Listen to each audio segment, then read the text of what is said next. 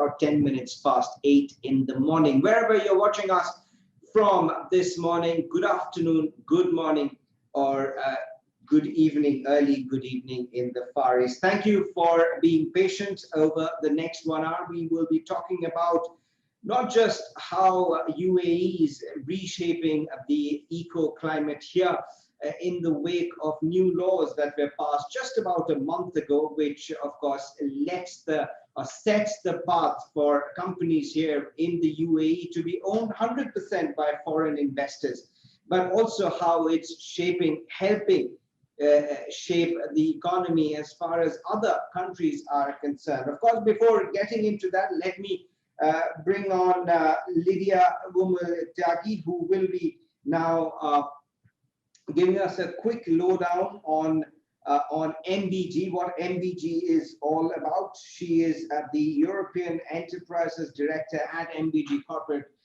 Services, and I'll pass the baton over to Lydia just to give all our viewers today a quick introduction on what MBG is all about. Lydia, over to you. Thank you very much, Abhishek, for the introduction. And I would like to take this opportunity to extend a very warm welcome to all those who have tuned in for today's webinar. For those of you who don't know MBG Corporate Services yet, I have the pleasure to briefly introduce our group to you. So MBG Corporate Services is an international consultancy group headquartered in Singapore, founded in 2002, spread across 17 offices in 7 locations. Here in the UAE, we have more than 200 professionals employed by us, based in offices in Dubai, Abu Dhabi, and Sharjah. As a group, we have the privilege to work with more than 3,000 clients globally, and we are very proud that more than 100 of them are Fortune 500 companies. Globally, the group employs more than 500 professionals. Yeah, one of our unique attributes is our foreign enterprise groups, which are an integral part of all our offices across the globe and comprises of European, Chinese, Arabic, Japanese, Singaporean, and Indian enterprise groups. These enterprise groups provide entry strategy to the respective countries where we have presence in, but also facilitate cross-border expansion by bridging technical, cultural, and linguistic barriers. As a firm, we provide companies services at every stage of their company's life cycle. So right from launch, growth, shakeout, maturity, extension, we have 8 in-house business verticals which provide the following services. So we have the traditional audit and assurance practice. We are registered auditor for all mainland and free zone entities. Also, we are very proud to work with ADNOC, Abu Dhabi Department of Economic Development, ALDA, Abu Dhabi Ports, and the other player being one of the ICV certifying partners. In terms of risk advisory, we provide services right from drafting of standard operating procedures, internal audit, up to enterprise risk management. We are a registered tax agency with the Federal Tax Authority and provide services across VAT, excise, and customs. In terms of direct tax, we look at cross-border taxation, withholding tax implication, transfer pricing, and other related advisory. We also have an in-house M&A team, so everything right from deal sourcing, business transaction valuation, up to post-merger integration. We have an in-house legal team, so they provide services across any kind of legal advisory work and are also very much involved into latest compliance requirements such as ESR, UBO, and other latest regulation. And last but not least, the strategy and transformation and technology advisory team, which works on services such as IT audits, cybersecurity assessment, or also robotic process automation, where we have companies with a large number of transactions to automate these processes. With this, I would like to hand it back to Abhishek. Thank you, Lydia, for that very quick introduction. Mr. Mayur Batra, who's the founder and chairman of the MBG Group today, and he, of course, will be delivering the keynote speech. Mayur, over to you to shed some light on what to expect. Abhishek, many thanks for a brief for our introduction and co-hosting this event. Good morning, assalamu alaikum to all our attendees, friends, customers. This is a golden opportunity for all us to connect when we are in an era of change in this great country, the Arab Emirates. Greetings from MBG Corp and thanks for taking off your time. I will start with giving you a brief background of where UAE economically on macro level is currently.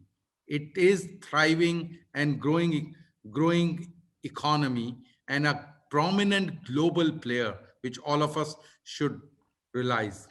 Guys, screen share. Yeah. So I will like to share in 2019, GDP, UAE's GDP was approximately 421 billion US dollars. Last year, it received, as Abhishek mentioned, approximately 19 billion US dollar as foreign direct investment. GDP have been on a growth path in even difficult years, but we will rule out the last year because of COVID. I will also like to mention here that the visionary leadership of UAE had done a great management in terms of vaccinating most of population, as well as COVID management in terms of healthcare facility and the extremely low death rate and number of cases compared to other global economies. We are on the fastest road of recovery as well as receiving interest in terms of foreign direct investment currently. UAE has a highest FDI already in the Middle Eastern region last year. Second best being Turkey. Its economy is also the second biggest economy in the whole of GCC. It is very high on global ease of doing business, which is an important indicator for investors. The tax regime in terms of tariffs on trade, on incomes, it is one of the lowest in the world. It has a visionary leadership, which is taking all steps to digitalize and provide e-governance and efficiency in all services being provided by government, which adds to attractiveness as a foreign direct investment destination. So this is briefly where UAE is. Of course, there are a lot of other things coming up. We are just less than 100 days away from the Expo, which is going to be a mega event, which will attract more interest, create more buzz around UAE. Besides, we are in process of introducing various changes in laws to attract people. And one of the key changes is the foreign direct investment law, where 100% ownership is being permitted. So I have briefly till now explained the current state of UAE's attractiveness as well as economy in the region and globally. Now, I will briefly touch further on what is the vision of the leadership here. Countries actually become what vision their leaders have. So leadership in UAE, we all our residents here are extremely proud of and extremely blessed to have a great visionary leadership. They are making all efforts to make UAE one of the foremost global economic powerhouse. Have a nice Thank you, Mr. Batra. Let me introduce Ms. Sakina Dikinwala, the Director of Legal Services at MBG Corporate Services. Before, of course, we will jump into a panel discussion. But for now, let's hear from Ms. Sakina, who will take us through to the next presentation. Thank you, Abhishek, and a very good morning to everyone.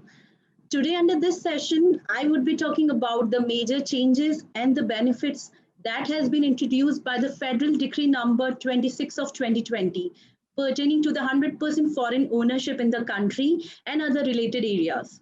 The UAE government has taken landmark step to change the company's most fundamental regulation.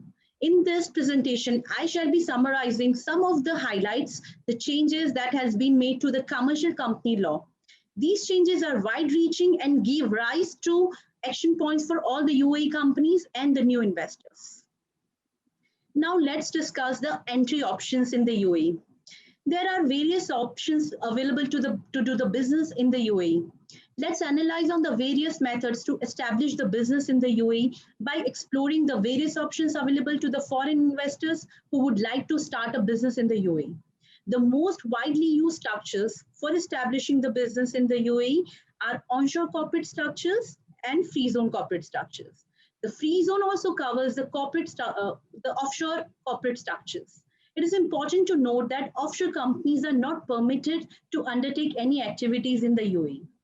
The other way to penetrate the UAE market is without having a physical presence.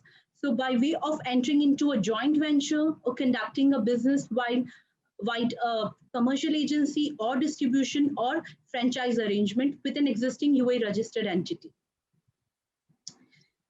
Now let's discuss some of the key major differences between the mainland and the free trade zones. The entities registered in the mainland are governed by the Federal Law Number 2 of 2015, which now stands amended, commonly known as Commercial Companies Law. And the free zones entities are being governed by their own laws and regulations. For example, Jebel Ali Free Zone has its own regulations that governs entities registered in the Jebel Ali Free Zone territory. There is a mandate of having a UAE national shareholder in the LLCs unless the business activities of the companies are now being covered under the new federal law, and there is a wide range of activities which is being covered under the mainland. When we go to the free zones, the investors enjoys a full foreign ownership, and each free zone has specified its own list of activities. 100% repatriation of the capital and profit is possible in both the areas. A UAE mainland entity is mainly characterized by the restriction-less trading opportunity. This means that an investor which invests in the mainland can operate within local market as well as outside the UAE.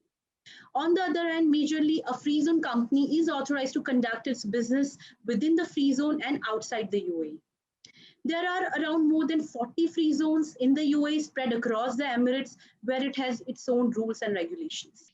Thank you, Ms. Sakina, for that wonderful insight. I've got a distinguished panel, and I'll quickly introduce the panel. I see Ms. Akiko Yamane. She is from Japan. We will get her involved in discussing what the investment opportunities, investment mood in Japan right now amongst investors there. She is the leader of Foreign Enterprises Group. We will also be joined by Isabella Sun, who is the General Manager of China Enterprise Group, and also Lydia, who you heard from earlier in the morning. But let's get started with Ms. Akiko, not because she came up first, but because she comes from Japan, the land of rising sun. Let's start eastward and then we'll move on to the west. Let's get started with Ms. Akiko. Akiko, if I can bring you into this panel discussion and get started with the investment mood, the mood amongst investors in Japan after this bit of news. Of course, we're just 30 days old when this new law was rolled out. What do you make of it from Japan? Yeah, thank you, Abhishek, for that questions. First, I will touch on the trade relationship, the existing trade relationship. The trade between Japan and the UAE has been centered on oil since long. And Japan imported crude oil from the UAE to the approximate value of $21.5 billion in 2019. And the UAE has been the second biggest oil and gas suppliers to Japan. However, over the past 10 years, the total value of non-oil trade between the UAE and Japan reached approximately $130 billion, according to these statistics revealed by the Ministry of Economy. So now the investment side. Japan's investment in the UAE has also increased besides trade. The investment from Japan is focused on sectors of technology, renewable energy, transportations, healthcare, wholesale trade, and the production of hydrogen and steel pipe. Having said so, this 100% FDI in UAE is expected to open the doors for many Japanese corporates which look at UAE beyond the trade and do more local business with its technologies. The corporate which already have their establishment in free zone in the UAE have also started thinking of restructuring of their existing business in the regions and be more active in the market. Yeah, this is the mood by the Japanese companies. Isabella. Yes. Thanks, Abhishek, for the introduction. So actually, UAE has been one of the most favorite investment destinations for Chinese companies for a long time. Last year, the total value of China and UAE trade is around 70 billion USD. And currently, there are around 4,000 Chinese companies operating their business here. So UAE has a strong position in expanding their business into GCC countries and even into Africa, European, and the Mid-Asian countries where our government's initiative, One Belt, One Road, is developed. And it also has a well-developed soft and hard infrastructure. So because of this infrastructure and international talent pool, recent years, many Chinese companies look at the UAE not only as a trading hub for consumer goods, but also as a hub for medical, technology, manufacturing, and finance investment. So for some examples, in 2018, China-UAE Industrial Cap City demo zone was established by JOSIC. And until now, it has attracted more than 15 Chinese companies to launch their factories there. And also last year, Sinopharm and the G42 have formed the JV plant to manufacture the COVID-19 vaccine. One more example is from SenseTime Group. It's an AI unicorn. And it also set up its hub as a regional R&D center for expansion in European and Asian and the Middle East countries. So after this 100% ownership is allowed for foreign companies, there will be large number of entrepreneurs very keen to do business in UAE, especially for our China state-owned enterprises and big listed companies. They are really glad to hear this regulation launch. And also they have lots of questions about this regulation. And that's why I said this is... I should thank all the participants, you, as well as the leadership here. Absolutely, absolutely. Thank you very much.